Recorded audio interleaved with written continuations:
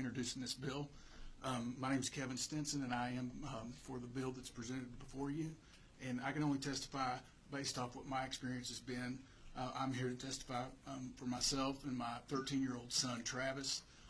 His mother and I were married for 5 years before we divorced. She's the one who wanted to get divorced.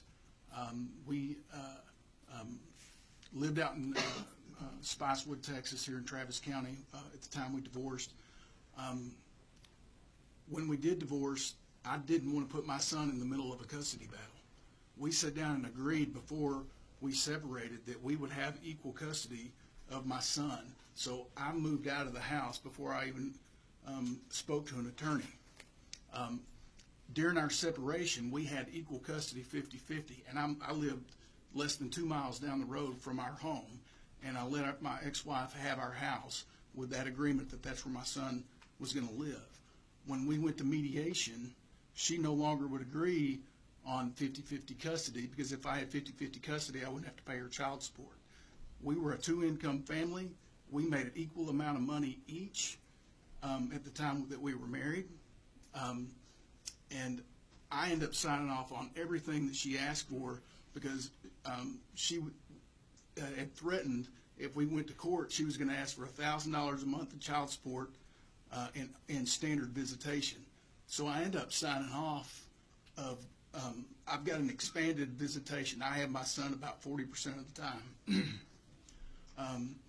And I'm still paying her child support.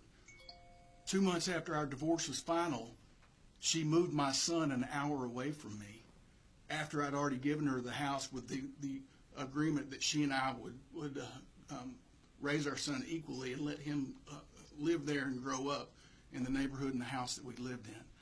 So we've been divorced now for 8 years. My son is now 13. He was 5 when we divorced, and it has been a nightmare for me on the days that I've had to see my son. There's been times when I've had him, I would have to drive an hour to get him to school, turn around and drive an hour to get to work, turn around and drive to pick him up, and turn back around and drive home, or I wouldn't get to see my son on the days that I'm supposed to see him. It has financially wiped me out. I won't go into detail. We're on very limited time. I won't go into specifics there. I have moved back with my parents on 3 different occasions. There's been times where I have driven from Dallas to come down to watch my son play sports, kiss him on the head, and have to turn around and drive back. I can't tell you how heartbreaking it is on a daily basis not to see my son. I drove down here from Dallas on March the 28th on his birthday and only got to see my son for 2 hours on his birthday. I could go on and on. I know our time is limited, but this bill needs to pass. The starting point needs to be 50-50 for parents that love and care for their children. So please, make this bill happen. Mr. Stinson, thank you for being here. Thank you for your testimony.